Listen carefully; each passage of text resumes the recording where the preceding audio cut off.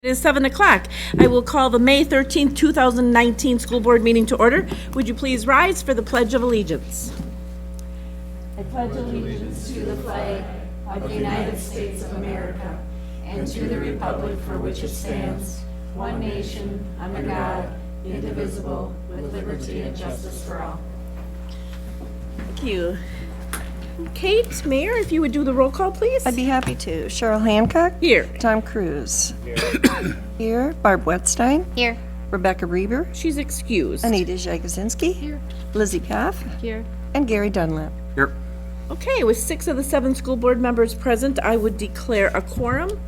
Approval of the agenda. I would note that the agenda has been posted, distributed, and sent to the local media with this in mind. Are there any changes to the agenda at this time? Seeing none, I would entertain a motion to approve the agenda as published. I would so approve.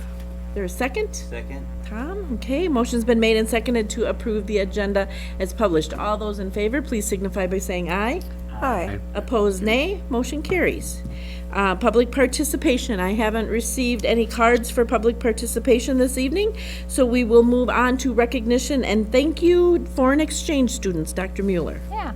So this evening, I'd like to take this time. We've had 2 foreign exchange students join us this school year, and one of them is Guillaume, and he was hosted by Darren and Jennifer Kelnins, and I just want to thank them for doing that. And then I would like Cayuse, and if you and your host, Mike Wiedemann, would come up, and there's a microphone right there. If you could just introduce yourself and let people know where you're from and a little bit about how it's been here in Holmen for you. Yeah, thank you. I don't want to speak. Okay. My name is Cayuse. I'm from Finland. I've been the exchange student here this year. We had actually 2 others, but one who left out like a month ago. Yeah. This Mike, my host dad, then I had my host mom as well. Yeah. She's in Florida right now. She took a vacation.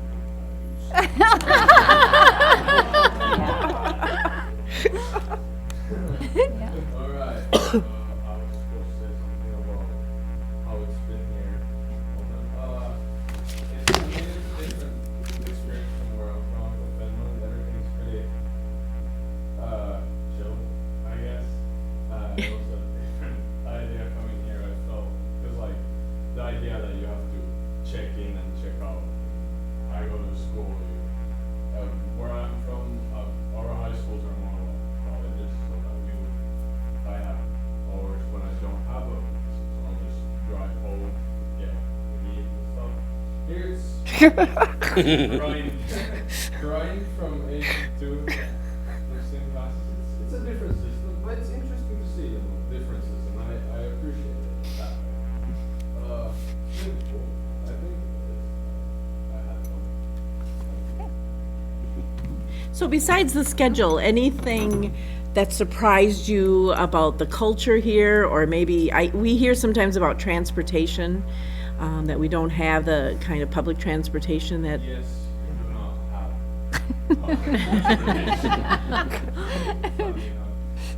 Another thing as well, you don't, like, me and everyone from where I'm from, you bike to school.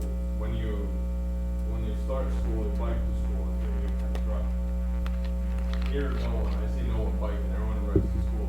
we don't really have school buses. If you're close enough to school, you're supposed to bike, you don't get it. And do you have the kind of co-curricular or extracurricular activities where you're from? Is that different? So those are done by clubs. Schools and sports are completely separate. And I think most of you are doing more separate those things than school has done. So because I know Sue, I'm curious about Christmas celebration. Is that different here than it is back? Because she's always got a big Christmas, Oh so. yeah, I wasn't at Sue's for Christmas, so I missed that, but I heard she has a pretty extravagant Christmas, and well, in Finland I feel like we're a bit more mellow on the Christmas. I don't know, we have quite similar foods for Christmas this year. Not too different. It's quite similar. Traditions are very similar. Like you have a Christmas tree, you eat a nice food. We do celebrate. We get our presents on the 24th though, in the evening. Okay. We get them in the morning. Well, thank you so very much. I know that having exchange students really enriches the lives of our students. So thank you for doing that, to expose them to a different culture and a different world. And to Mike and Sue, thank you for hosting. It means a lot, and that's the only way that can happen. We have a couple tokens of appreciation for you too. And a photo opportunity, I think. Dr. Mueller, if you want to come up. Thank you so very much. Thank you so very much.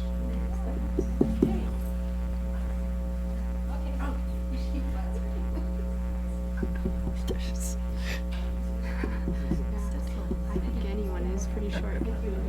Say hi to Sue.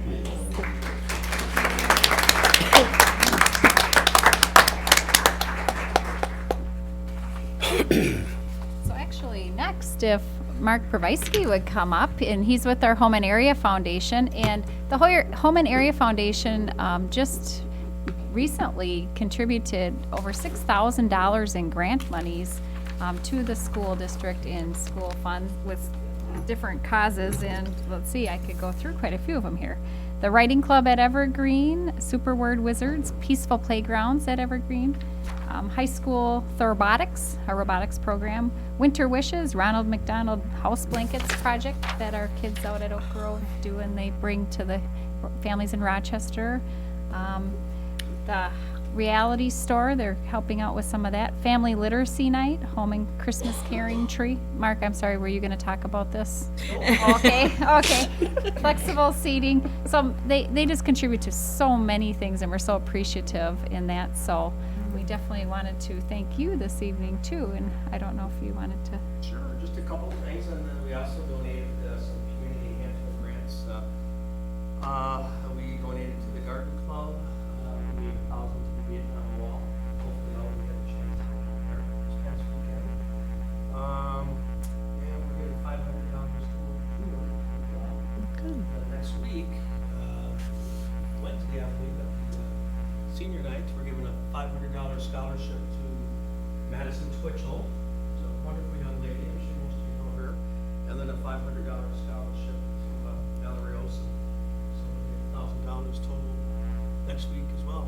So And they have a big event coming up in June to help raise funds, which is for the foundation and also helps our activities club, and that is the golf outing. Yes.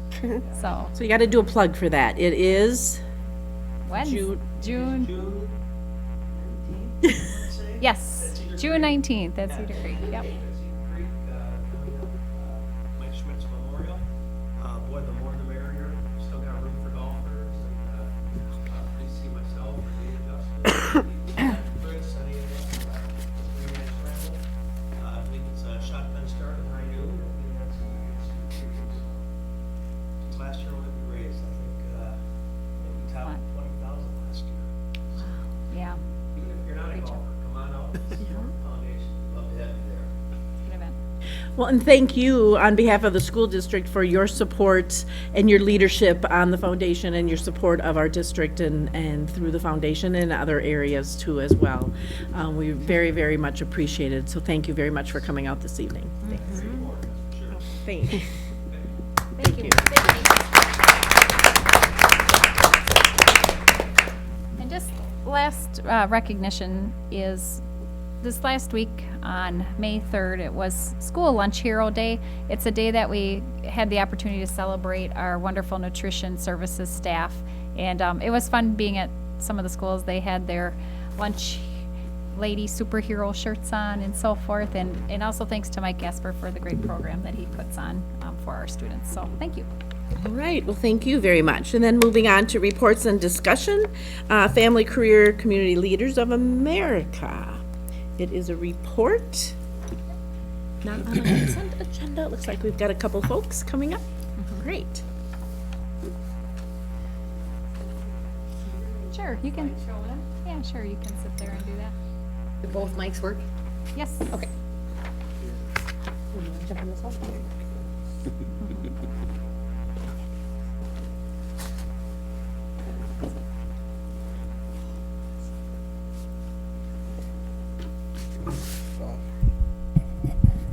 I'm Danielle Bakeberg. I'm the FCCLA FACE teacher over at the Holmen High School. And you are? Yeah, I'm Gunther Horman. I'm the vice president of FCCLA. And we are the FCCLA, which stands for Family, Career, and Community Leaders of America. Thank you for going through, we're going to do our pictures here in a little bit. But this year, FCCLA was able to take some of the donations that we raised from fundraising this year, and we started putting it back into our community.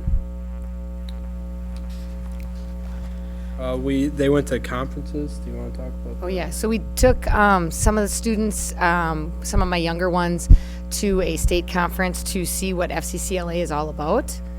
And then, Okay, sorry. We also went to Place of Grace twice.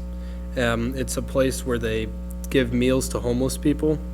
And we helped serve chili one time, and I think chicken Alfredo the other time, and that was last week was the chicken Alfredo, and in October was the chili night. We also did bell ringing for the Salvation Army at the Mall of America, or not Mall of America, the Mall Food Court.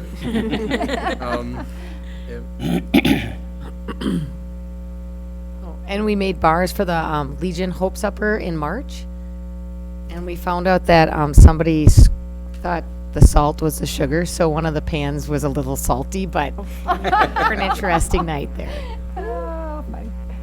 We also did the color run that happened 2 weekends ago, and that all the proceeds were donated to the family of Ben Everson. FCCLA is teaching how to give back by volunteering and to help less fortunate in our community. It's something that I've really started to research this year, and I hope to do a lot more of it next year to put our donations back into the community and help our students find out how great it is to give back to the community. So, thank you. So are there any questions? Well, thank you so much for your leadership and your support. We can't do what we do without the great staff that we have, so we really appreciate that. And then the students that step up and take a role too. It's really important that you do that, and we really appreciate it. I think you see by helping make a better community, you can make a better yourself as well. So thank you so very much, and it's always great hearing from students, especially this time of year. So thank you very much. Thank you. Thank you for your time.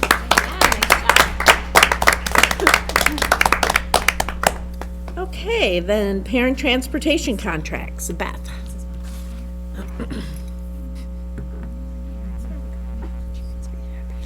Good evening. Hi, Beth. Hello. Hello. Hi. Hi. So I've come to you with 3 different discussions, just to bring information for you that will be coming up for consent at the next board meeting. So the first one is my parent contracts that we contract with the parents of the private school students that go to St. Paul's and St. Pat's. These are for the half-day school kids. We don't transport them during the midday, so we pay the parents to drive them, and then we do that on their attendance. So as of right now, I had 14 students that were participating in this in the 2 schools, and depending on who returns their contract, we will give them money to transport their students, which is much more economical than us doing it. Okay? Okay, any questions on that? No, I have a comment, but I can wait till we're. Okay. Well, if it's on this specific thing, I think. It is, I just, every year, I can't remember when this started, that we pay parents to drive their kids, or we have to provide transportation to kids going to private schools within 5 miles of our boundaries. I don't know, and it's not a large amount every year, but it always bothers me a little bit that they're going to a private school outside of our district boundaries and we have to provide transportation to them. I guess every year when I look at this on our agenda, I need to mention it, and I don't realize if the public knows that. Yeah, and that's just a little portion. We do transport them on the big bus Yeah, I know every that day. part, Yeah. and that costs a lot. And on days we do not have school, we still are obligated to transport them. And if they start earlier than us, Or it's, Yes, yeah, the week or so before school starts, yep, every because day they're they not go. under the same start time, right? No, yep, yep. Just wanted to point it out so people are aware. Okay, thank you. And then school bus specifications. Yes, this one's coming a little early. I applied for some grant money. One of my grants has already been, a bus has been bought in, and that was $23,000 towards that bus. And this is all through propane, through our new alternative fuels. So I've applied for a whole bunch of grants. Now, in order to get my second grant, I have to have these buses on the lot before December. So I want to purchase them right away so we can have them at the beginning of the school year. So this is the exact same bid that I put in about 6 months ago for one regular 77-passenger propane bus and a wheelchair bus. So that's the same. It should be coming in very, very close on cost on that too. But I'm going to put that in my next, right away, July 1 budget. Any questions Okay. on that? Any questions? No, thank you. Okay. And then the third one is my fuel bid. Every 5 years, we do a fuel bid, and we put those out. And so I'll be putting those out this week. It'll go out in the paper. And we are bidding on diesel fuel, unleaded gasoline, and propane. So those will all be out to get the bids in. And unfortunately, we only have two gasoline stations in Holmen, and we're not going to go any farther than that to get gasoline, or diesel fuel. So those are the choices we have for those. But there is quite a few propane dealers around, so I'm interested to see those numbers come in. Okay. All right, and then that will be on the second meeting this month, so, okay. Thank you very much. Okay, thank you. Okay. Then the interactive flat panel displays bid. This is also going to be on next meeting agenda, but Greg has some information for us.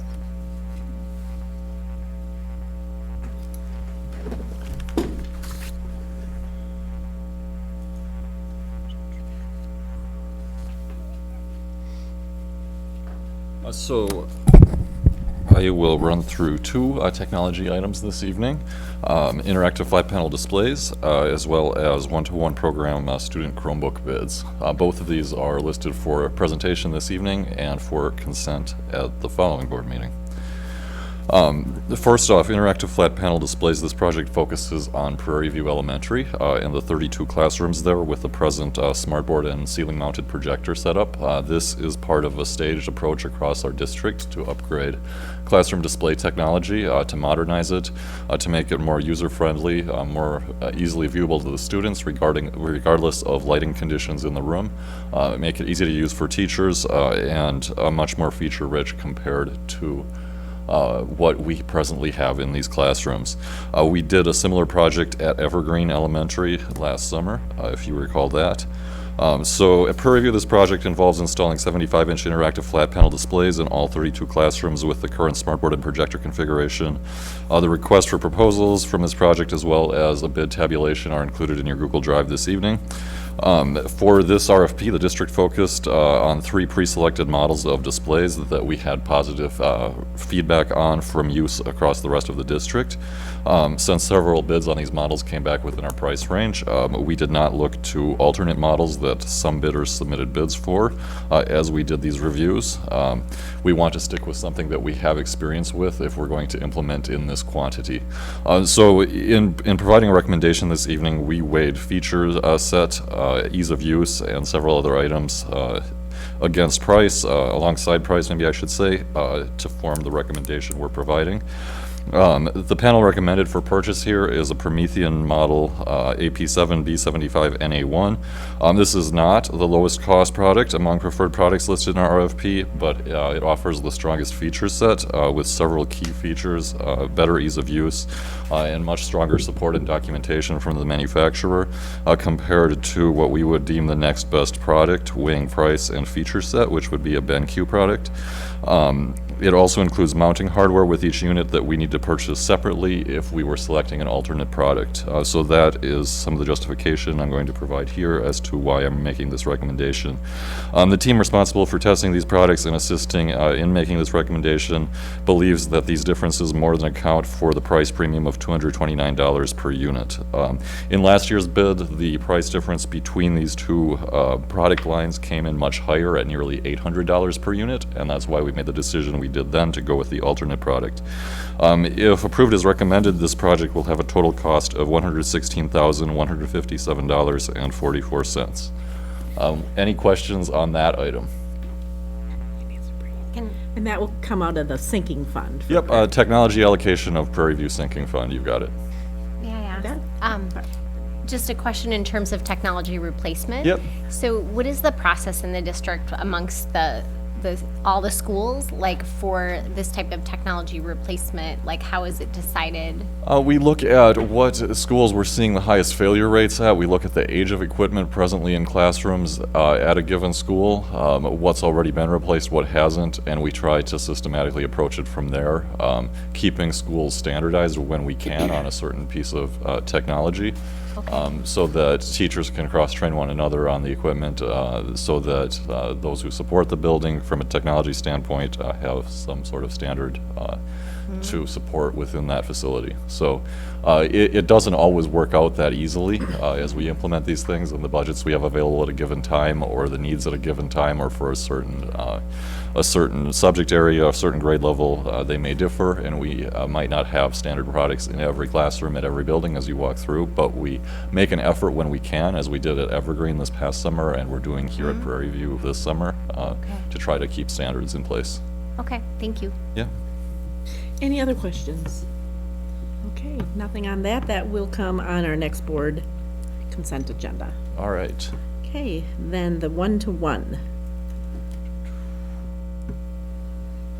So second item, this is just allowing the district to maintain its Chromebook fleet across the one-to-one program at Holmen Middle and Holmen High Schools.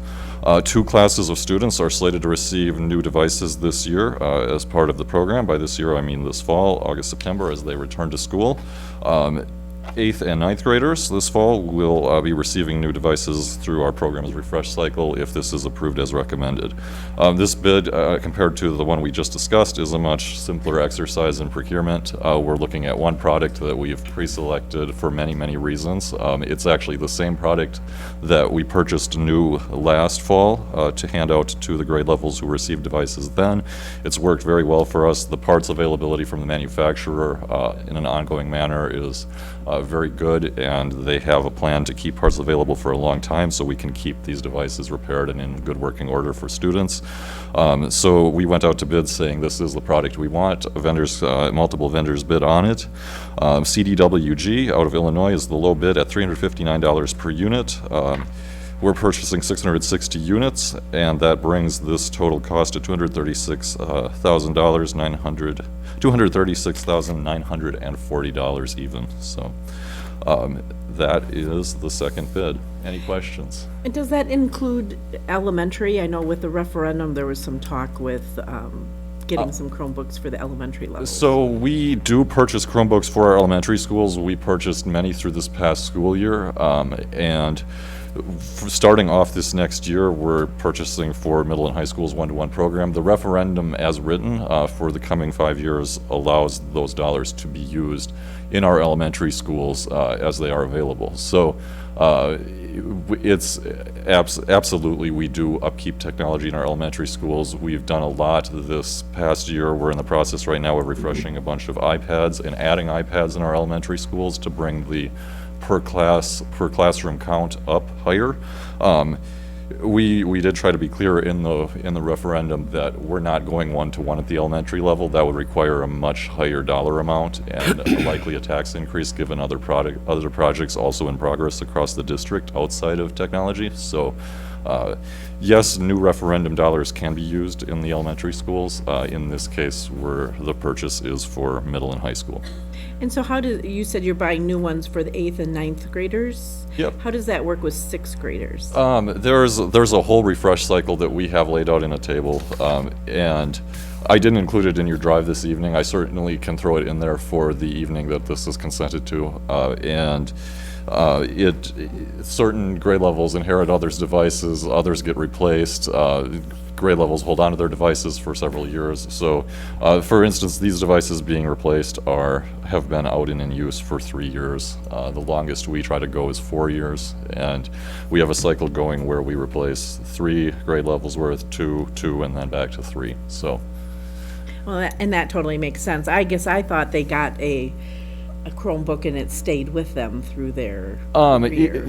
Given the way this program started off and how the numbers work out, it's not always that easy or that to make that happen. But we do have a system in place where we keep the Chromebooks up overall so that no student gets stuck with a device that is really aged beyond its useful life. Okay. Any other questions? Thank you very much. right. And again, this will be on the 528 agenda as well. And then Julie's going to come forward to talk about the 1920 preliminary budget.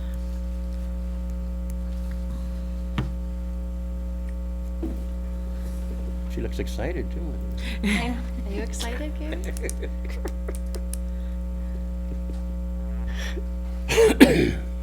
And we will say preliminary, right? Yes.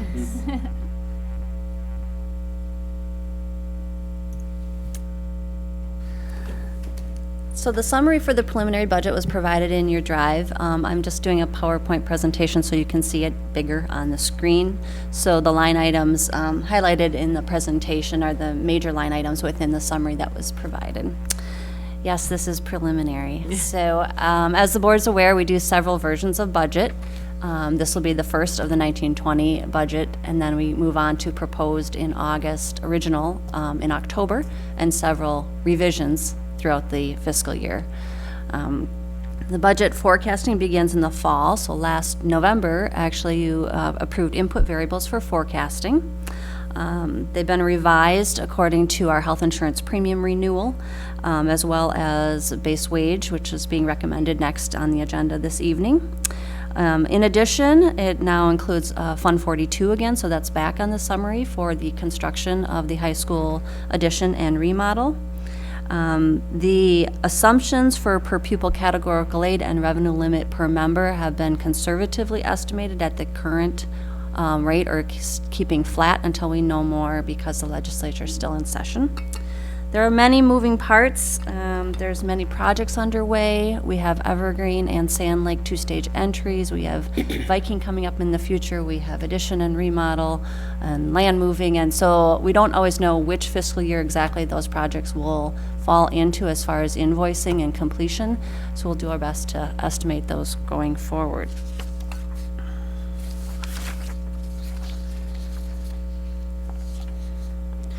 So the first 8 lines within the budget summary are the fund balance. So at the top of the summary for the general fund or Fund 10.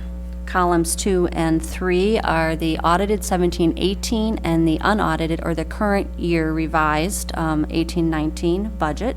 And the final column all the way to the right is your preliminary budget. Line 8 is the total ending fund balance as of June 30th in each of the 3 years. And the fund balance in the general fund are designated into the 5 categories identified. We take, I present that each June to you for action on dividing the budget fund balances into those categories. The combined balances in the general fund are estimated at $4.7 million, which would be June 30th, 2020.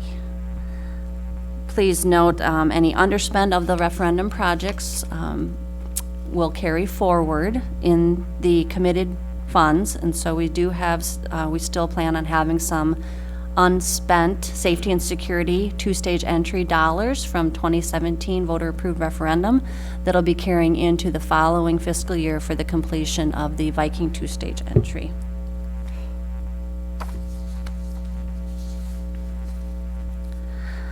On line 11, so this section is the local sources of revenue. Line 11 is the property tax revenue, estimated at 13.9 million for 1920.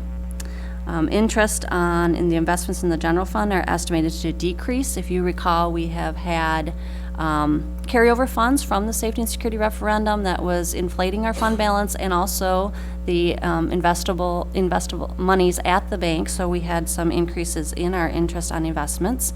So we project that that'll be decreased in 1920. You can see that on line 15.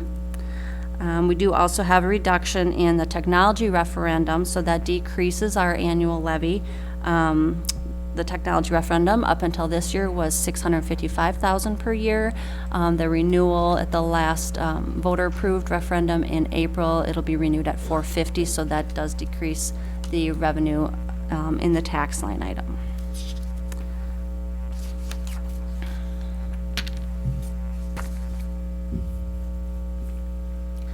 Next is other school district revenue or transit of aids between districts. Line 19 is the payment of services to the School District of Holmen. So this is where we code our open enrollment into Holmen, and we get an aid transfer from the districts that the resident districts those students are coming from into Holmen, and they make a transfer into the School District of Holmen revenue. That's identified on line 19. The total estimated subtotal for the other school districts within Wisconsin revenues is just over 1.6 million. The estimated open enrollment transfer for 2019-20 is $7,954 for regular education student and $12,581 for a special education student. So keep in mind, those students that leave our district, we're paying the other districts, and I'll show you that number when we get to expenditures. Next is the state sources of revenue. Line 33 is the general state aid, estimated at $28,973,000. Special project grant is on line 34, and if you go down to line 38, other revenue, that is the per pupil, primarily, it's the per pupil categorical aid. The current statutory language says that per pupil amount will decrease $24 in 1920 from $654 currently to $630. So you do see a slight decrease in the estimated revenue, even though we estimate our 3-year average enrollment or membership to be higher than current year, but the per pupil is going down a little bit. So overall decrease in that categorical aid for Holmen.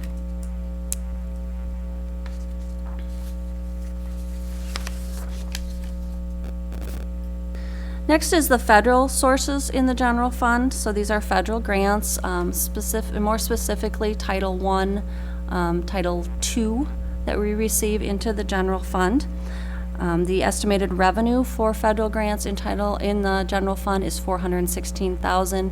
We don't actually know these allocations until usually more into the summertime, and so we're just conservatively estimating that they're not going to change very much between 18-19 and 19-20. So that'll be updated for you in the proposed budget in August, as long as we have been made aware of those allocations for the next year. And then as we work through the end of the current year and the claims for those grants, several of them are allowed to carry over some of their balances, so those are added in the fall. So the summary general fund revenue in the preliminary budget for 2019-20 is $48,727,000. Next, we'll move on to general fund expenditure budget. The first several line items on the screen are the instructional summary lines, so primarily the classroom teaching, regular vocational physical curriculum, co-curricular activities, and other special needs. The total estimate for the expenditures for this, the instruction categories, is $21,915,000. This also includes an increase for not only base wage and benefit impact to the budget, but also for substitutes contracted. So we do contract teachers and EAs for substitutes through Teachers on Call. So there's an estimated increase for that cost for the next year as well. Next is the support services areas within the general fund. And this is estimated to decrease next year, primarily because those projects are starting to be completed. And they were all general fund projects. The two-stage entries were general fund projects, as opposed to the high school addition remodel, which you'll see in Fund 42. So as we complete those projects and spend down those dollars that were approved through referendum, we see a decrease in the support services expenditures, primarily line 71, business administration. This is where construction, buildings and grounds maintenance runs through the 250,000 function in line 71. So you can see the decrease year on year as we continue to work through those projects. Another area I'd like to point out is line 72, central services. Up until last year, all of the technology was coded in central services. Beginning July 1st of 2018, DPI required that we split technology between 220,000, which is line 68, for instructional technology, and 290,000, which is other or administrative technology. So you have to look at all of those lines to kind of figure out where technology went, but you can see the obvious change in line 72. You know, in 17-18 it was 2.5 million. We're projecting 703,000 for 19-20. Does that make sense?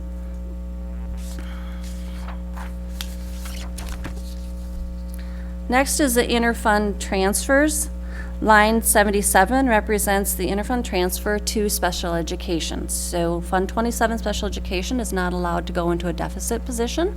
At the end of the fiscal year, we're required to transfer money from the general fund into Fund 27, and the estimated amount for 19-20 is $5,949,000.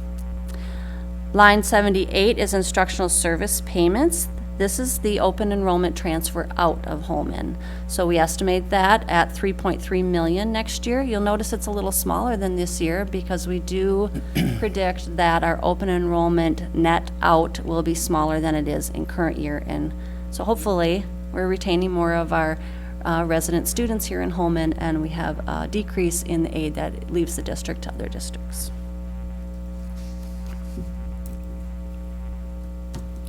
Total expenditures in the general fund for 19-20 preliminary budget are $48,348,638. And this is a summary slide of the total revenue, total expenditures, and the slide I started with, the estimated fund balance for June 30th of 2020.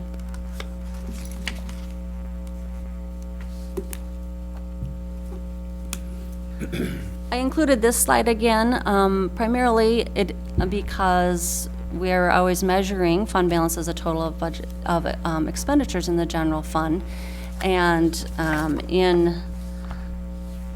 this is the most current one in our annual reporting measures. Last year, Holmen finished at 25.9%, so we did grow fund balance. If you remember, we have to save those dollars from the levy so we can complete our projects. So we're seeing Holmen's fund balance grow temporarily because of those reserves that we have set aside. That's in addition to the $705,000 that's reserved for the Briggs-McHugh Road, which was also part of that 2017 referendum. So we continue to hold that $705,000 in a committed fund balance, which will inflate these numbers until those dollars are spent out. But we're keeping an eye on that, and we know that the end of next year will probably be above the upper goal of 28.9 until those dollars are spent down.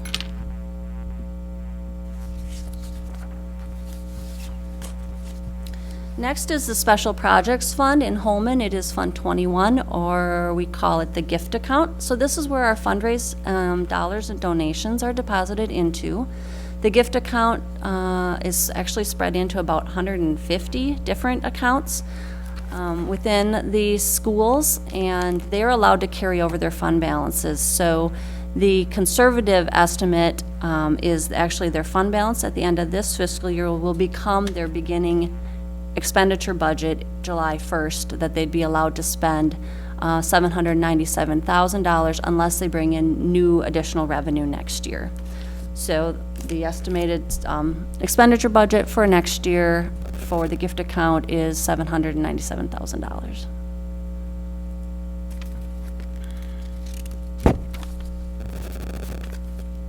Total revenues and expenditures in the special education fund are $8,882,000. Like I said earlier, this fund cannot go in a deficit position. So if you look at lines 91 and 92, the beginning and ending fund balances are zero.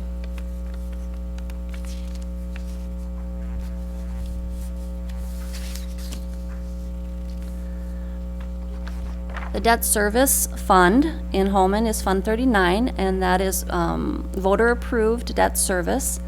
So this is the principal and interest payments for our bonds. You'll notice it grew quite a bit in 1819. On April 1st, the bonds for the high school addition and remodel, $23.5 million settled. So we took in that revenue. We estimate that in the last column, you'll see that the long-term capital debt increases to $7.2 million. So next year is when we start paying on these bonds, so you'll see larger expenditures associated with the new bonded debt for the high school edition. The bottom line, 173, is in indebtedness at the end of the year. So as of last year's audit, we were at 14.5 million, and with the new bonds, we estimate the indebtedness to be 36 million June 30th, 2019, and 30 million June 30th, 2020.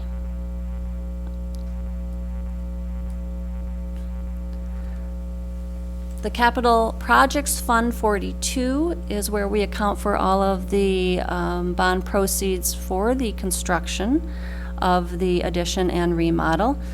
We estimate the current year expenditures to be about $821,000, and then when we kick off the real construction after July 1st, the preliminary budget for next year, we expect to spend about $16.8 million. With about $6.1 million reserved for the completion of those projects in the following fiscal year. And finally, food service. We estimate the revenue and expenditures to be about $2.8 million next year. We work with Mike Gasper, our food service supervisor, to hone in on a better projection for the August proposed budget. But for right now, with the base wage and health insurance increases, there's slight increases in the revenue and expenditures for these budgets. Any questions? Are there any questions regarding My the? one. Here, The special needs fund, I think it was 77, it was like 27? 77, it was like 5.9 million. Oh, the transfer, yes. If that money is that, let's say that each student costs us an average of, or school district spends on average, say $12,000 a student, somewhere in that ballpark. Is this fund in addition to that $12,000 per student? You know what I'm trying to say? Or is that calculated as part of that fund? Does that make sense? or was the 12,000 the open enrollment cost that we have to pay for The special? 12,000 that I was talking about is the open enrollment transfer for a special education student. So I think the question is the cost per pupil, is it included in that? Yeah. We take it out, we don't count it twice, is what I'm saying. So, we take it, it would be a part of the Fund 10, but then we wouldn't count it again in Fund 27. The net the transfer between the funds. Okay, I was talking about 77. That was the, Oh, the regular education transfer? Mm-hmm. So that's the state aid transfer? okay, that's what I'm saying, if we're spending $12,000 a student, and this state aid of 5.9 million, is that an addition to support the special needs students? The 5.9 is a transfer from the general fund Okay, to right. Fund 27 to support the special needs students. with you then. Because I was doing the math, and it seemed like you end up with $8 million. It seems like that's like 16% of our budget. I couldn't figure out how that was working out. So, can I ask something? Yes. So, in other words, so that's what the special education fund is underfunded? Is that correct? Okay. Right, so And- it's about a $9 million budget. And it's subsidized, you can say, about $6 million from the general fund. Right, so then, in terms of what Gary was saying, we spend 12,000, we get 12,000, but the cost of meeting the needs of those students is significantly more. Correct. Just clarifying. But if the general fund of budget of 50 million approximately, then 8 million is around 16% of our total budget. General fund budget's 48 million and 8 6 million So is 16% of transferred. our budget is spent on special needs students. Can I say that? Is that right? I don't know exactly how you calculated percentage, but you have to add to the 5.9 million, the portion of the special education budget that is paid for by direct revenue to that program. And that's So not, 16% of the operational budget goes to supplement the special education program costs. The unmet needs. so there's actually more than that. Correct. Right. Yeah, and this, Gary, this is a big discussion right now going on with, actually today, all the superintendents in the area met with our legislators at CISA and shared with them how the impact that this, because there's federal mandates we must meet. Yes, I understand But that. they're, yeah, which is what you're getting at, exactly the conversation that's going on is, the only way to meet those is to take money out of our general fund, which is for all students, to meet that. Yeah, those it mandates. just seemed like, and it is a large number if you're spending, it sounds like around 18 to 20% of your total budget for the special needs student. Not that they don't deserve it and we should support Right. them, but that is a large chunk of our, Yeah, which leads to, in some cases, people might ask, why are you going to referendum for some other need? Yeah. Well, if they would fund our special education, help us fund that, then we wouldn't have to go to referendum for other needs at certain times. We Now, I'm not all- saying for building projects, when you have student enrollment increases and so on, because that's a larger, but like with our technology needs, it would have been nice yeah, it's incredible. to be able to, That's not have to- the term that we all like, unfunded mandates. This is when Yep. special education services became a part of the state law. Yep. The state government said, well, it costs quite a bit to deliver the services that should be delivered. Everyone agrees with that. Yep. But they said they'd pay 60%. And what do they pay now? Like 24. 24%. So over time, the rule remained in place, but the funding from other than local revenue changed. It's been that way for decades, hasn't it? Yeah, well, it gradually, yes, the law has been in place for decades. The transition from the state funding it at 60% to the state funding it at 20% or whatever. 24. 4%. That's been That worked its way in over time, but it has been that way for probably the last 10 years. Other questions? All right, preliminary budget. I think approval is on the 5/28 agenda for the preliminary budget, as we always do. As Melissa and Julie are making their way, well, I'll stay here. yeah. Yeah, Melissa is making her way to the front. I just want to make a reminder to board members that we are at a public meeting, and if you use your electronic devices to communicate, especially with other board members, that is public record. And anyone could ask to see that communication, and it would be required that you give that up. So I just want to remind you of that. So now we will have Melissa and Julie share with us information about base wage rates. Hello. Hello. We weren't sure if you were staying up there, if you were joining us. Okay. Sorry, I don't have that on my notes, so. the majority. There you go. Dr. Chris, he called you Dr. Chris. I thought, oh, that's a good name. Yeah, I kind of like that. I like too. that. That's fine too. So- So next up is the, I went too fast already, there we go, the base wage determination and administrative recommendation. So I will begin talking about the hourly support staff for base wage. And- And before you even start, oh, maybe you're gonna talk about this, so tonight, in the past, we've a lot of times shared our issue papers on each of our groups, classification groups and their base wage for base wage determinations. But tonight, we wanna make sure we present all the information, so if there's any questions, because it's on for the consent in the next meeting. Okay, sorry. Yep, and all the issue papers were still prepared and they're available for you to review. So. Okay. Thank you. Right. So much of the beginning of this presentation is exactly what we shared with each of the hourly groups.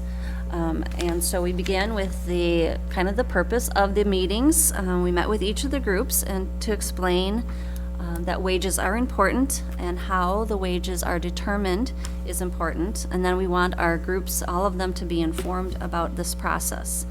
Next, we'd like to create a common understanding between the hourly employees and the school board and administration. Communicating it to our employees is important, and we want issues to be open. And then it really helps to avoid misperceptions and misunderstandings of decisions that are being made. And then finally, receiving and preparing staff. So we always offer the opportunity for them to provide feedback through Plus Delta forms or to give us a call once they've kind of sunk in and they have any questions and want to reflect on that, to share their thoughts with Jay or myself or whoever's presenting. So, whoops, it's not appropriate. So each group was presented with the timeline of events, opportunities for feedback, input, and then we also offer an opportunity for a second meeting if it is necessary. This evening, of course, the proposal is coming to the board, and then we would anticipate the action taken on the consent at the next meeting, and then the new rates would be effective with the new fiscal year, contract year July 1st of 2019. So we tried something new this year where we put this slide right in the front. So if anybody didn't want to sit through the whole thing, they could see what the raise would be and they could step out and that would be just fine. So we left it up front here for you as well. All hourly base wage rates increase, the recommendation is 35 cents. And then we do have some comparative increases for the groups that have been identified, additional 7 cents for admin assistants and specialists, 8 cents for all education assistants, additional 6 cents for custodians, and 10 cents for head custodians. Next, we explain how we get to the base wage increase recommendations. We begin with the Wisconsin Employment Relations Commission, July 1st, 2019, Consumer Price Index urban rate of 2.44%. Now, this is the required rate that we use for all represented groups. Although HEA, or teacher group, is the only represented group in the School District of Holmen, through board input and approval, we continue to provide the same methodology to all of our employee groups.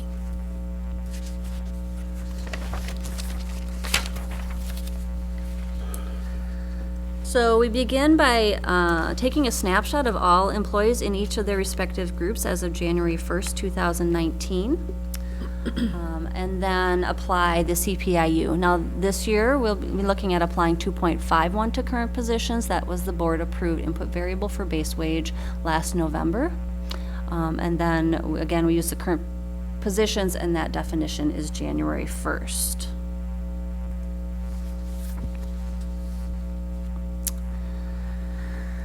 So these are the various things we look at when we are determining base wage recommendation. Compare, attract, retain quality staff, customer satisfaction, and value to our customers. So I will begin with the comparative information. So we look at the School District of Holmen wages, the Mississippi Valley Conference +3, so La Crosse, Onalaska, Sparta, Toma, Holmen, GET, West Salem, and Melrose, Mindoro. For the hourly groups, that's kind of the peer comparison we like to use because those are the areas that we believe would we could draw from for our hourly positions. And so we look at their wages as well as the Society for Human Resource Management data, which is local and Chippewa Valley. Correct. Okay. This is the 18-19 wage rate comparison for the MVC +3, so 8-district comparison.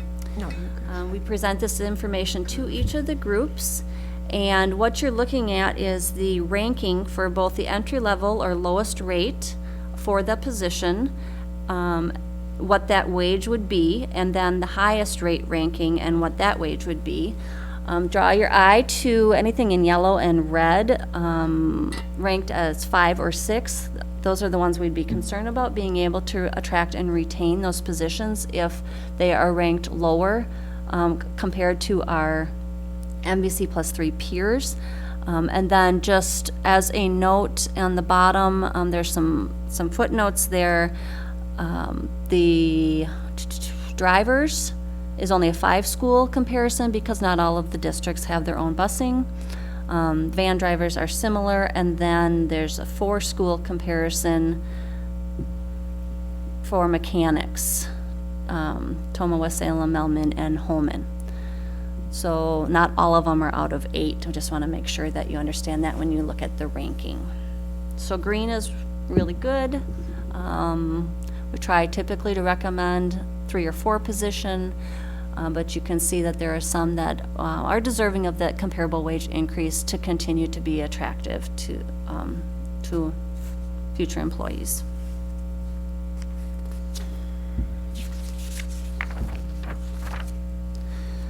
So the total hourly wage with all those employees as of January 1st for the 18-19 contract or salary year is $5,977,014. Applying 2.44% plus the additional 0.07 for a total of 2.51% increase for July 1st, 2019. That's a base wage increase for the hourly group of $150,023.07. As you saw earlier, we're recommending all hourly staff get a 35-cent per hour increase, so that would total $131,529. There's about 15,500 longevity increases, so individuals reaching the various longevity bumps in the salary schedule will cost about just over $15,000, with the remaining wage increase amount of $18,493. So applying the $18,500 to the 6 positions identified on the screen based on low, or high, if they're ranked lower in the incoming or the highest wage rate achievable. Again, adding additional cents per hour to the 35 cents to help bring those wages up to our comparison. This is a side-by-side, so last year at this time is in gray, the recommendation for 18-19, and the current recommendation for 19-20. So you can see the positions that had those wage rate increases above. Last year it was 26 cents per hour for everybody, and then there were some individual bumps for different positions.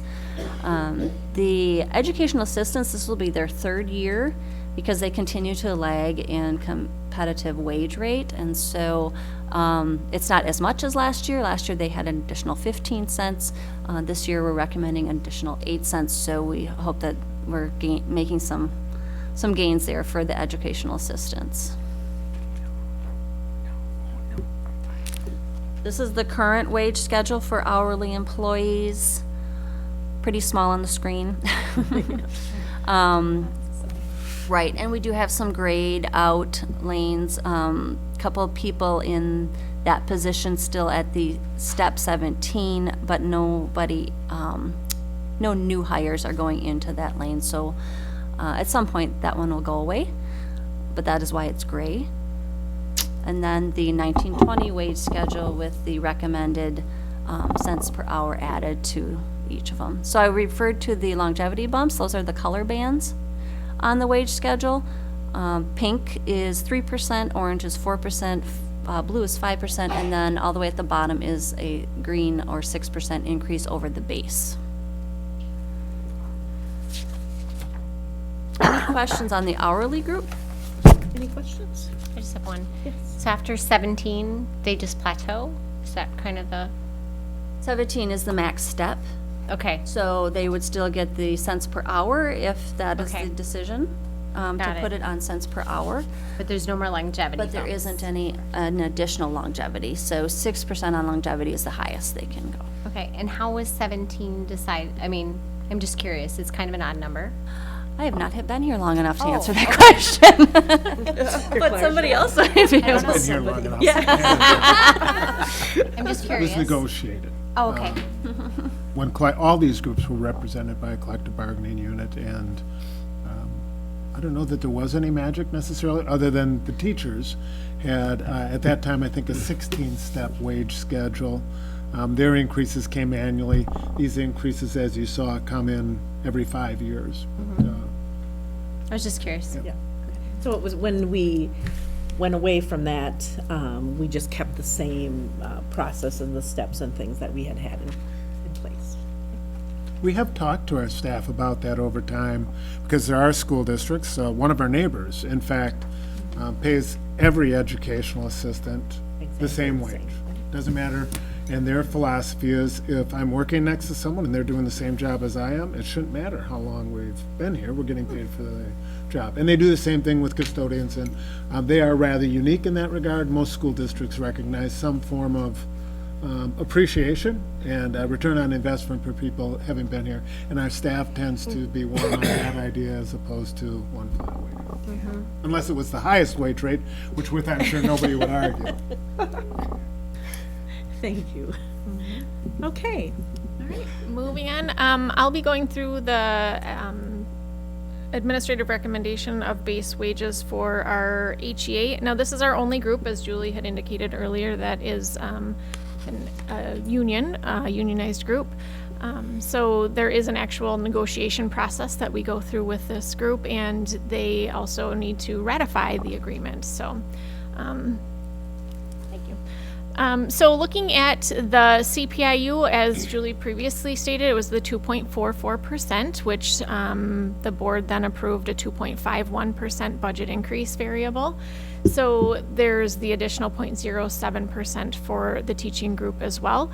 The total base wages for this group is $16,534,000.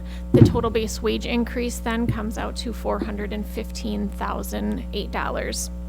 As we'll go through in the next slide, the distribution is going to be a full step increase, a full lane increase, with the additional remaining percentage going to a per cell increase of 0.544%, bringing it to $415,009 due to the rounding. So this is some of the scenarios that we went through that were considered and weighed against our performance measures. Some of those things Julie talked about earlier as well, different things that we look at, comparative information, comparative groups and districts, our peer groups, as well as attracting and retaining staff. And ironically, both groups, the district and HEA, proposed scenario F, which was the full steps and lanes with the additional percentage on an equal amount per cell. This is the current salary schedule for 2018-19. And the proposed schedule for 1920.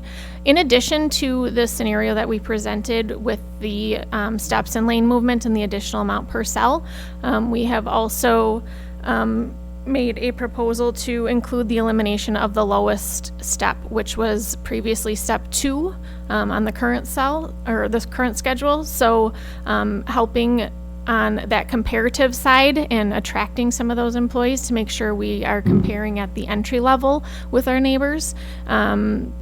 Removing step 2, so all starting employees or starting teachers will come in at step 3 now. In addition to those changes for 18-19, we are also proposing a change for the 2020-21 schedule. You can see here that the proposal includes eliminating 4 lanes and thereby compressing the schedule to make it smaller, in hopes that by eliminating some of those lanes, there'll be more money to put on per cell, so we don't have as much movement across the schedule.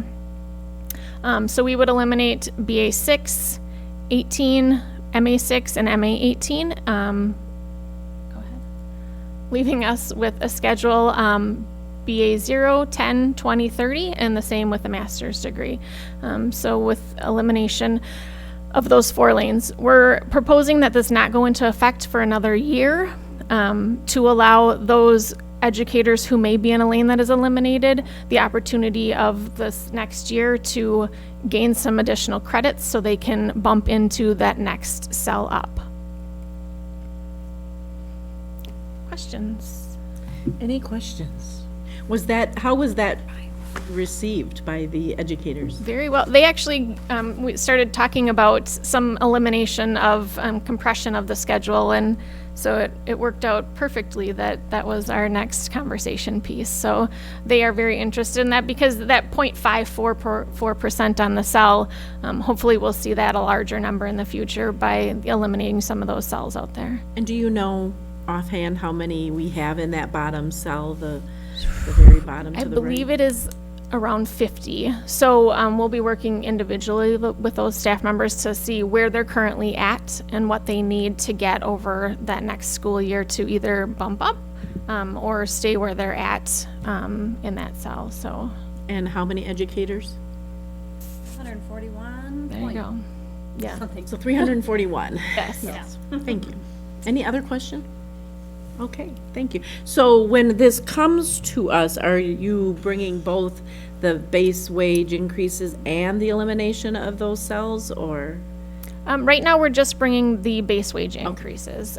This elimination is being introduced to the teachers right now, so they can have that opportunity to move forward, but that would be included in next year's base wage.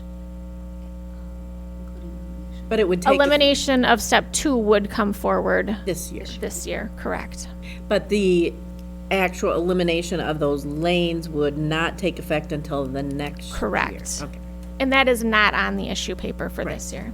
okay. Thank you. Good clarifications. Then we have one last group, which this won't take too long, is our administrator supervisor. So as for all other classification groups, this also was, once again, 2.44 was a CPIU, and then the board had approved the 2.51% increase. So after you take out the longevity, professional growth, and so on, overall a 2.4% increase for each of our administrator supervisors. So that's how that is. Any questions on that? Okay. This will come, if you do have any questions, this will come on the agenda at the next meeting. So, thank you very much. And then, the next item is the high school candidates for graduation and the 2020 graduation date. It is on tonight's consent agenda. I don't know if we have any parents of graduating. Well, then you should make the motion to approve when we do the consent agenda. Okay. So Dr. Mueller, Dr. Chris is going to share this with us. Okay. Just basically, we have 200, it's always fun to see the number. It is. 289 students are candidates for our graduation on May 25th, which also I was reflecting today. That is not this Saturday, but next Saturday already, at 1 o'clock at the Lacrosse Center, dependent, of course, upon their successful completion of academic requirements. So the graduating class of 2019. And then we also are looking to approve the 2020 graduation date of May 23rd, so that people can plan for that. And then we have all the students listed on there, all 289 of them, for you to see, so. Yes, they are. And that is one item on the consent agenda this evening. Correct. So, any questions on that? It is the May 23rd, I know that comes up sometimes because it is earlier. And, so they'll have their hours and everything, the seniors are okay, because I know that has come up in the past about it being so early. Yeah, other districts do that, and, you know, some districts choose to have their senior graduation and have the seniors graduate at an earlier time, and other districts have them graduate on the last day, so that's a choice that we have as a district, so. Yep. Seems like we have a long tradition here. Yep, yes. Okay, great. So then the succession plan. Succession planning.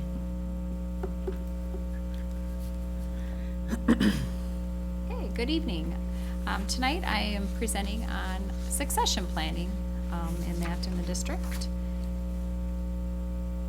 So why a succession plan is one thing I'll talk about tonight. And then how was a succession plan determined? And then what is the proposed succession plan? And then have time for questions or comments. So why a succession plan? Whenever there is a position which becomes vacant, it is important to evaluate the position. Should the position be filled as is? Should the position be eliminated if it's not needed anymore? Or is there a different structure or reorganization that would be beneficial for the organization? So in any vacant position we have, we evaluate that and see. And actually, in the case that I'm talking about this evening, our Assistant District Administrator, Mr. Clark, right there, at the end of the year, on June 30th, he will be retiring. So this is a top level, long time, since 1991, 28 years in the district, so an obviously very impactful position. Therefore, in anticipation of this retirement, actually, we've been planning for actually an extended period of time. That's what the succession planning is about, in preparation for this event. Not knowing when it was going to occur, but planning for that over a period of time.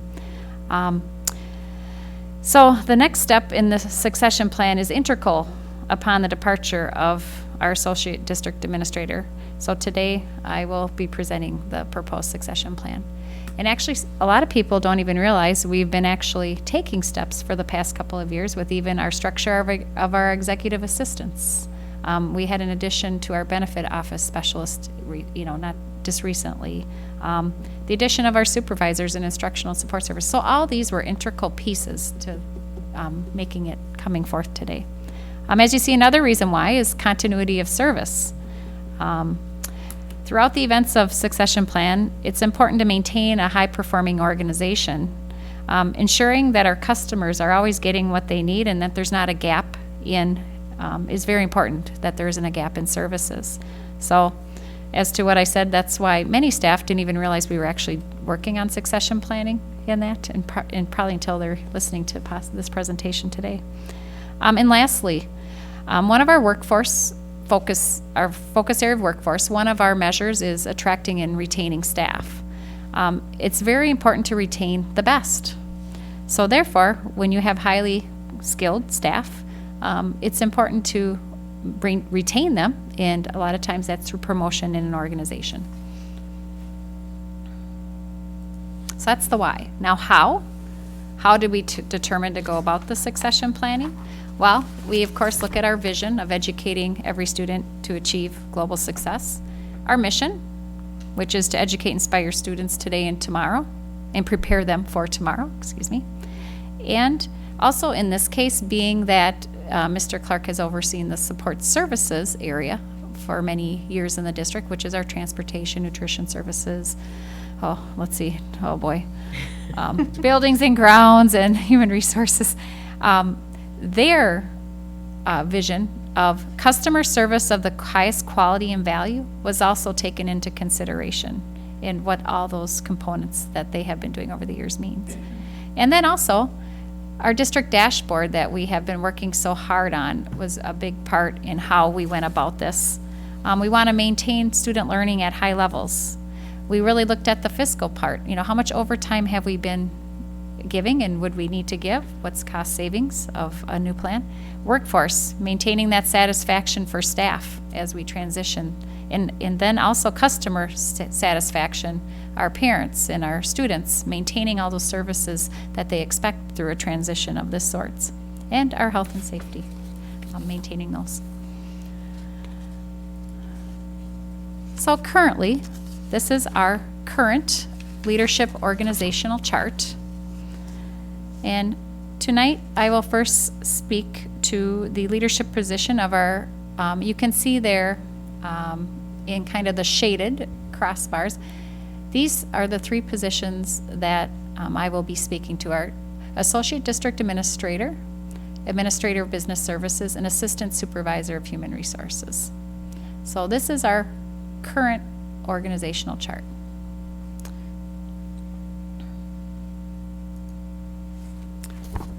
So, here I'm going to talk in more detail about the proposed leadership organizational structure. So here's a visual showing the proposed restructure. The Associate District Administrator position would be eliminated. The position of Director of Finance and Operations would be created. This position would take on most, but not all, of the responsibilities of the current Associate District Administrator. They would still oversee the operations for transportation, buildings and grounds, nutrition services, and the business office. They would no longer oversee human resources, as the district administrator will take on that responsibility, as you can see from our chart here. Also, the Director of Finance and Operations would become a member of our executive team or cabinet, replacing the Associate District Administrator in that capacity. But they would still report directly to the district administrator. And they would also have more accountability to the school board than they currently have. So then we move on to the current Administrator of Business Services position. Well, this would be eliminated, but then the position of Supervisor of Business Services would be created. This position would take on business office, operational, and supervisory responsibilities of the current Administrator of Business Services. The current position of Business Office Lead Specialist, which you don't necessarily see, would be eliminated and is replaced with the Business Office Specialist position, which you can see here. Then, lastly, the current position of Assistant Supervisor of HR would be eliminated and the position of Supervisor of HR would be created. So, as you can see, the Supervisor of HR would not be the cabinet members are in the black, would not be a member of the cabinet. The supervisor role and responsibilities does not fit the status of or work within the cabinet member, being that they would not have to directly oversee a focus area of workforce, but they would work closely with the district administrator on those workforce measures and help in gathering data. So they would be responsible and expected to contribute to the success of the workforce area, but not take on the direct responsibility of those measures. Okay. Are we so good so far? Now, here's another picture, a little bit different, kind of putting everything together. So here's a picture of the overall proposed succession plan, whereas now you see you have the district administrator and working directly with them in who they would supervise as the Director of Instructional Services, Director of Student Services, Director of IT, which currently is in place. But then there would be the Director of Finance and Operations. The director with supervisor model is relevant in most departments. As you can see, we currently have a supervisor of instructional services that assists our director and a supervisor of student services, which assists our director of student services. And then Well, our director of IT has many support staff within their department helping support them. And then our director of finance and operations would have a supervisor of business services. So really, we have found that model to work very well in a district our size and for our needs and how we operate, and really has helped us move forward with our continuous improvement efforts. So we would like to continue modeling that model across our organization. So with this model, it'll be important over this next year to really assess how this operates, how this works. And then it will give us time to determine, where or if there are resources needed in any other area. As we know, Mr. Clark has contributed to many, many aspects in the district, and until that person has actually departed, you don't know everything. But I do want to say he has worked very closely with the individuals within the district to definitely make sure that we are successful through a transition, which I am so thankful and appreciative for. So then on the fiscal impact, this is the personnel fiscal impact. So under the succession plan, the fiscal impact to the ongoing personnel budget is projected to be cost neutral through this whole plan and transition.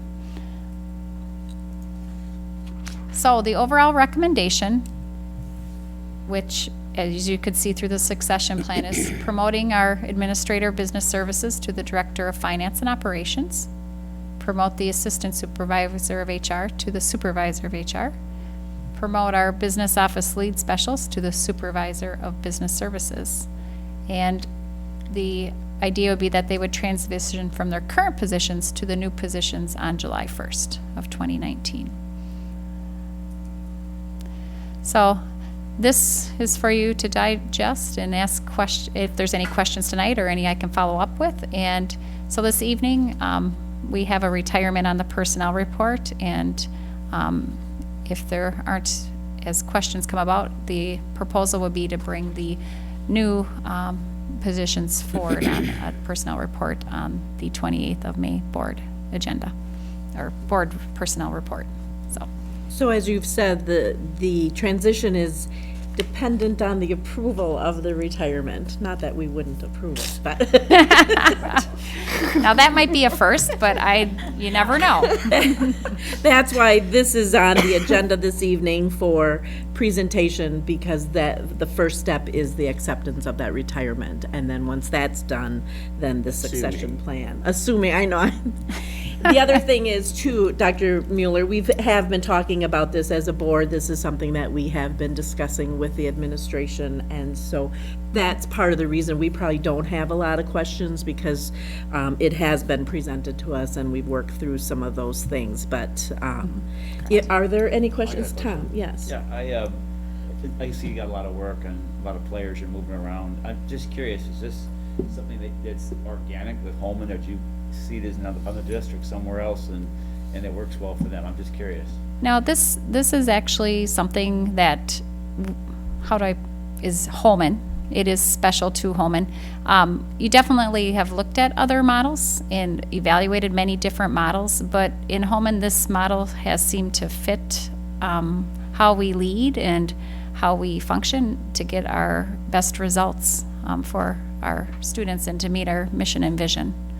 So, yeah. It looks good. Thanks. Oh, thank you. Any other questions? Okay, so this item will be on the 5/28 agenda then? Yes, within the personnel report. Correct. Yeah, okay. Right, it will be on the personnel report at that agenda. Yeah, thank you. Consent.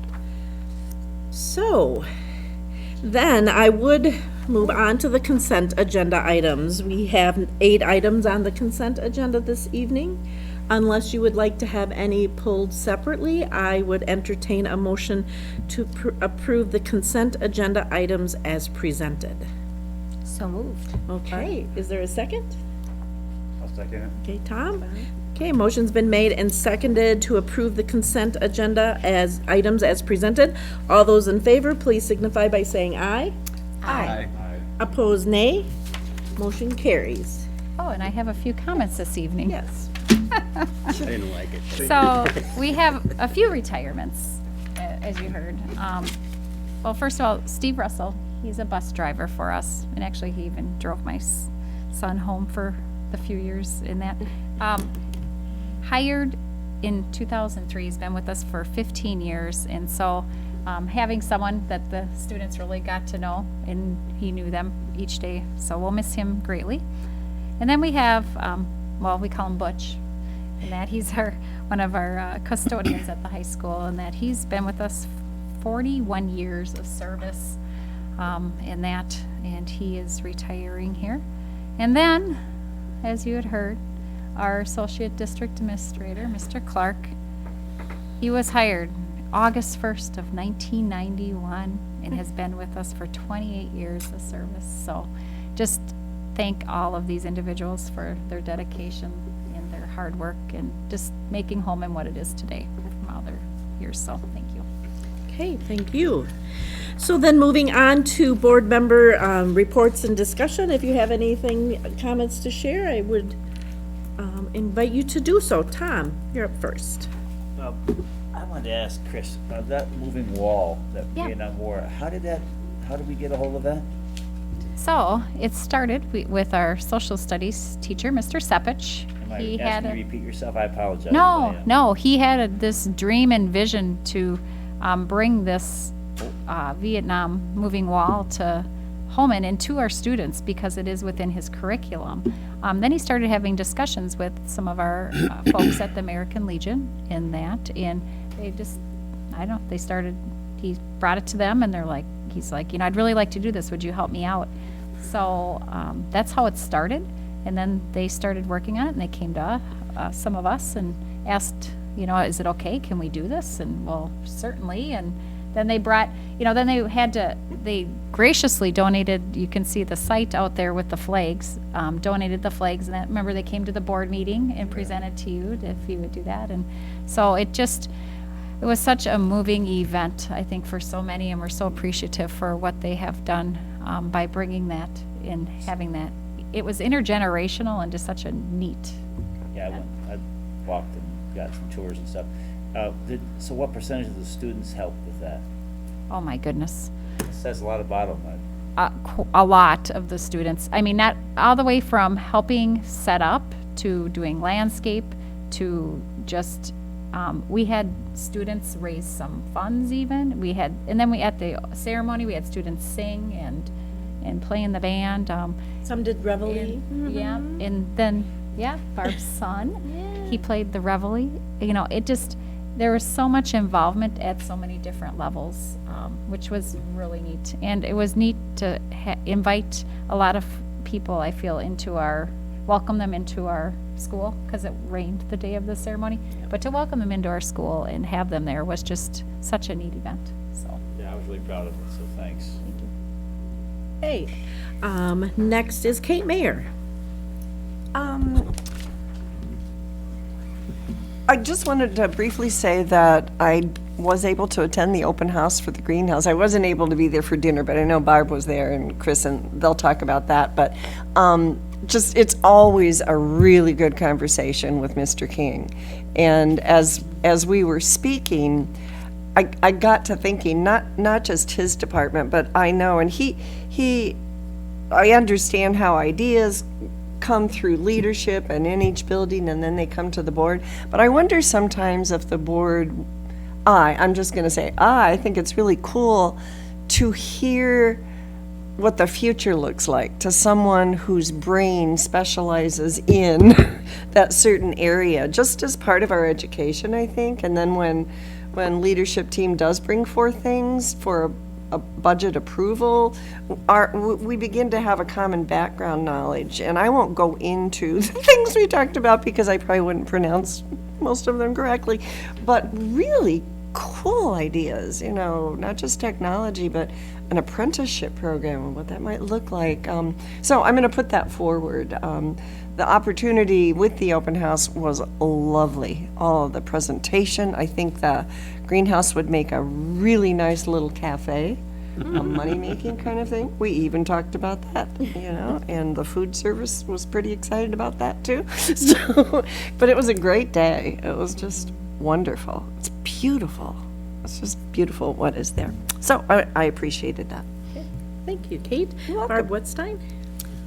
Again, with that event, it was just a really neat experience, but also a neat example of how well our staff work together, because it was really awesome to have the privilege to hear Mike Gasper and Mr. King talk and how they're working together with students to help students who have terrific ideas of things that they would like to do in the FFA program, and then will they have opportunity to present that and share that with the district students, and how well they're coordinating that together. So that was just a really one of the, I'm sure, many examples of Holmen staff just really coming together for what's best for students. So that was really wonderful. And then just, again, that Vietnam Memorial Wall was just such a moving event, just so powerful. So I'm so appreciative that that was brought in, and just the work that staff did too, and just getting the students involved was very meaningful, so. Okay, thank you very much. Anita Jagosinski. I wanted to congratulate the retirees and just make a special comment to Jay, because you, when I first got on the board in '97, you, I think, were the first person to actually make a personal connection with me, because you asked me about my brother-in-law who you went to school with, and how many people ever run into a Jagosinski and say, oh, I know that name. No one, except Jay. So we have not always seen eye to eye. Most of the time we have. But over the years, I just really enjoy having you working in the district. I can't tell you what a great job you do. You're going to be missed in a big way. It's kind of like a family. So anyhow, I wanted to say that.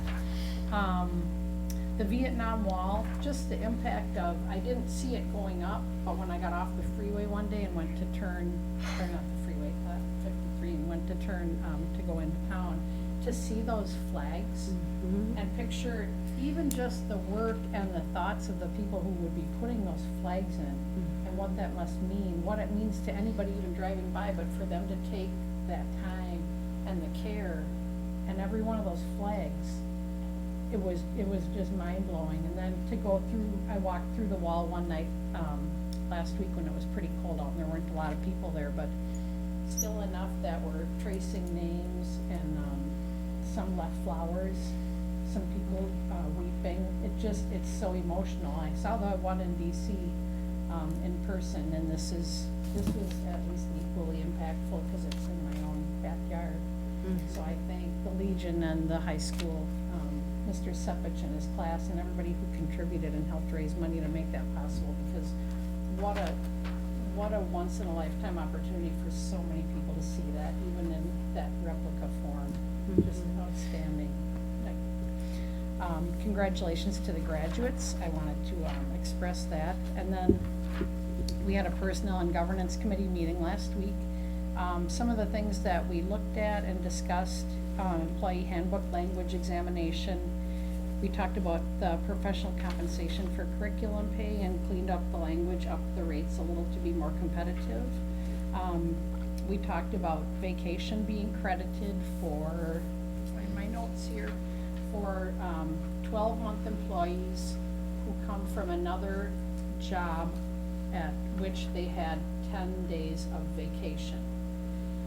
A lot of the times, Chris shared with us that we interview applicants, and those applicants have 10 days or more of vacation at the job that they're at, and are really hesitant to leave, come here and kind of start over with 5 days for the first 2 years of their employment here. So we talked about upping that 5 days to 10 days for those people the first 2 years of their employment here, till they would actually be caught up, only if they had that in their former job, so that the job would be a little more attractive to them.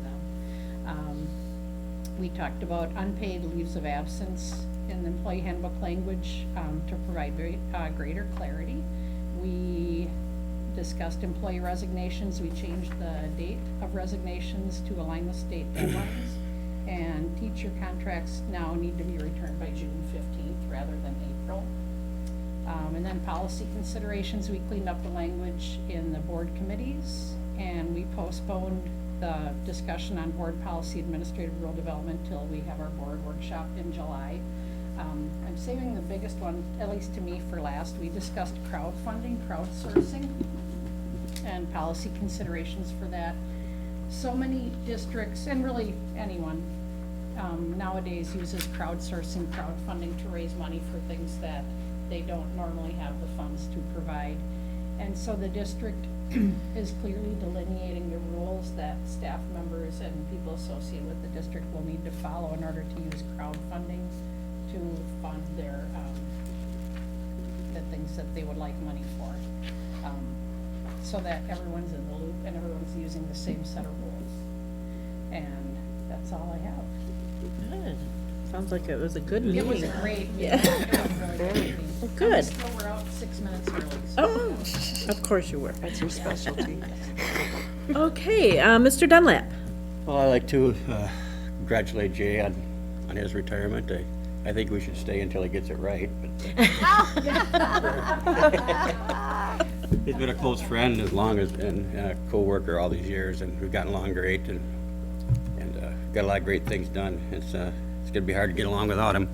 And also the Vietnam Wall, those are my guys out there. I graduated in 1969. You have to remember, that was the last drafted Army in the United States. When I was 18, my friends and I sat down in front of the TV and watched them pull those numbers. And they say number 4 and pulled out your birthday, then you were drafted number 4.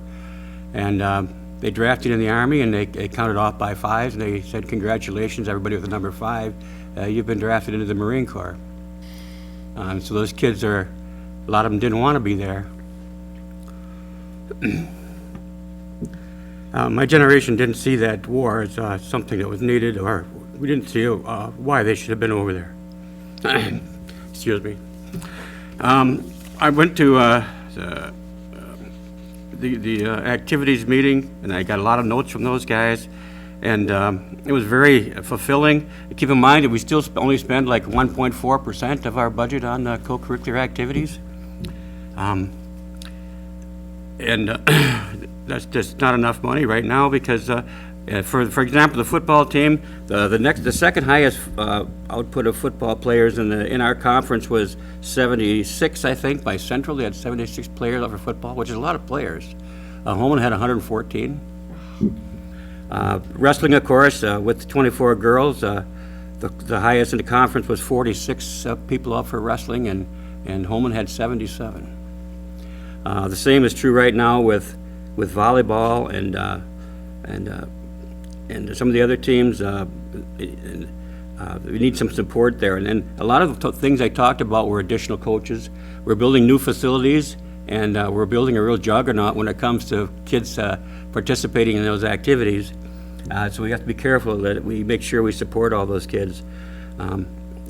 They talked about a middle school athletic director. We talked about additional coaches for football and volleyball to keep the numbers of coaches to students relatively close.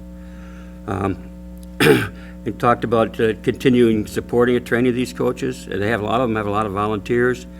Holmen's number of football coaches, the number of kids we have is pretty low in our comparables.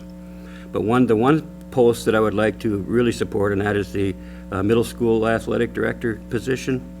And the reason I support that is if you would like to, I can give you a copy of the notes of what our athletic director does every day on his daily job.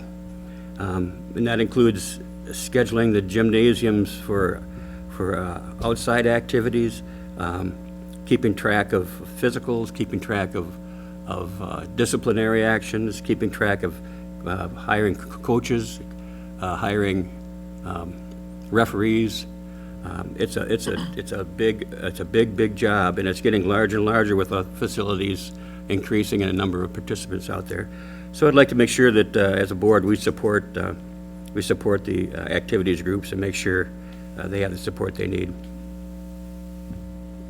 That's all I have. Thanks. Okay, thank you, Gary. And then Lizzie.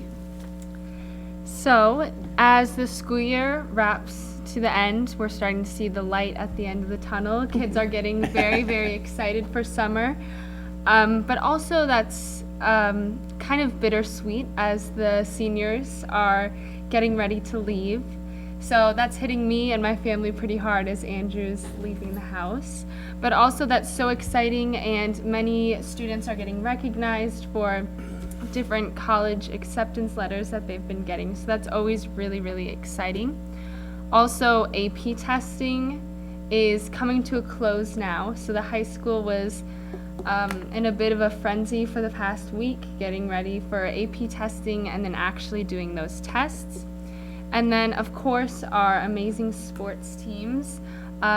Many track athletes have been setting new records, so that's always so exciting. And our tennis and soccer teams are doing amazing, as well as baseball. So that's super exciting. But also, the high school, along with the daily activities, has been having new things in the schedule, like the Vietnam Wall that most of you have talked about. Most kids, not most, but some kids, as they walk into U.S. history class, we learn about the Vietnam War, of course, and we hear things like selective service and Ho Chi Minh Trail and things like that. And for some students, that really hits them hard, but for others, it's just hard to relate to those things. But most students, if not all, in their classes had a special period in which we learned about the Vietnam War. And as teachers started to say things like 18 years old, it really started to form in kids' heads, wow, I'm 18 years old, or my brother's 18 years old, and that really, really hit hard with kids. And then walking out and seeing the wall and talking to those veterans. So that was an amazing opportunity. So I just thank everyone, Mr. Sepich, and all of those students that helped in doing this entire thing. That was incredible, and all the kids are so happy that they were able to learn from that experience. Also, the high school and the whole district is in Mental Health Month, this month of May. So each day, we've been doing something different in the school. At the high school this week, we have dress-up days for mental health and things like that. So just bringing more awareness to mental health as a whole. Often, physical health is looked at as more important than mental health, and especially growing up, going through elementary, middle, and high school, your mental health really changes, and it should definitely be put at the forefront.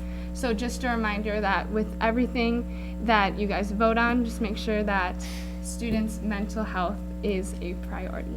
So, thank you. Okay, thank you very much. That was an excellent high school report. Seriously. I love the story. It makes me feel like we're a part of it, and thank you, Lizzie, a lot. Except your brother will be gone 2 weeks and your dad will have a pool table in that room. So let us wrap up. I just wanted to mention board committees. Now that we've reformed, board committees are scaling down for the summer. Many don't meet over the summer. If you have a choice of a committee that you would like to serve on, please let Stacy know. Otherwise, I'm just going to assume you want to remain on the same committee that you have been on. I also, Anita mentioned a board workshop. We're hoping to possibly have a board workshop sometime in July. Since board meeting or committees won't be meeting during that time, we can have an extra meeting that month, so we're looking at that. As the year end, we've got a number of events that happen, the senior banquet, the retiree reception, of course, graduation. I would invite you all to participate in all of those. It's the reward at the end of the year to see the accomplishments and the success of those students, so it's really a fun time of year. I also wanted to mention the Vietnam Memorial Moving Wall. I had an opportunity to participate in the luncheon and then the the opening ceremonies, which were in the building, of course, but keep in mind it was on an early release day and the students stayed for band and choir. They could have gone, but they participated and beautifully performed. And I think, as Barb said, to see all of the staff really kind of pitch in and help out.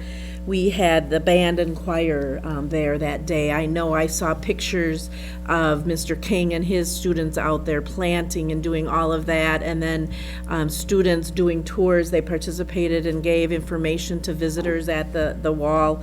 Mr.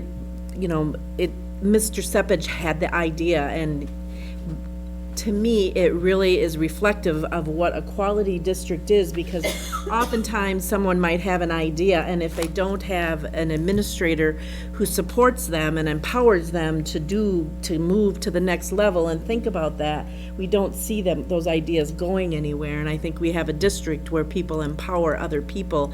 And I know Chris asked about the wall and what the board might feel about that prior to them coming, and I'm like, absolutely, and yes, let's do this. And but many times it may have gotten just that far, and they may have found reasons to say no. And I am just so glad our building administrators and our administration found reasons to say yes, because many people were impacted by that. I think I was there almost every day just because I wanted to see a different part of it. But I did take Lucy, and Gary, I tried to tell her what the draft was all about, and she did not understand that at all. And she's like, what? You mean they had to, even if they didn't? And so it's not even a part of today's youth psyche that kind of thing existed. And I shared with her, even her uncle still had to register for the draft, selective service, and that just didn't register with her that existed. So it's just it was such a community opportunity, and better together, as Dr. Mueller said. It really was reflective of that philosophy. So thank you, and Mr. Sackett and all of your staff for all that you did to make sure that happened. And then, of course, Mr. Clark's retirement. He doesn't like to always be recognized. He's very quiet about those things. So I'm not going to let you get by with that. So publicly, I just want to say thank you. You are the epitome of ethics. When I think about what you might look for in someone who has that philosophy, that I think of Jay Clark. Also quality. The expectation of the quality from your staff and or us as a district, and the big picture. I often think about that this district is where it is because you think about the big picture, and that it might be nice to do this, but what's the trickle-down effect over here? And so we always have to look at the big picture, and those are kind of the things I think about when I think about you. So thank you so very much for your years of service, and best wishes to you. A very well-deserved time you're going to experience with your family, and I hope you enjoy it. I'm sure you will. But we hope you come back and visit, especially for the Mike Schmitz outing. I know you've been a golfer in that for many years, so we'll have to see if we can get you back to do that from time to time. But best wishes to you. I don't even know if Chris is going to get to do anything at the retirement party, so I just wanted to make sure publicly you could hear and the sentiments of the other board members that we really do appreciate you, Jay. So that's all that I have. I did note the dates, the board meeting schedules, and the dates coming up in May here. I would just note that May 28th, which is a Tuesday, is the next board meeting because of Memorial Day. So unless there is anything else to come before the board, I would entertain a motion to adjourn. Anita, is there a second? Second. Barb, motion's been made and seconded to adjourn. All those in favor, please signify by saying aye. Aye. Opposed, nay. Motion carries. We are adjourned. Oh, Jay, I had to hold back because I had a lot to say.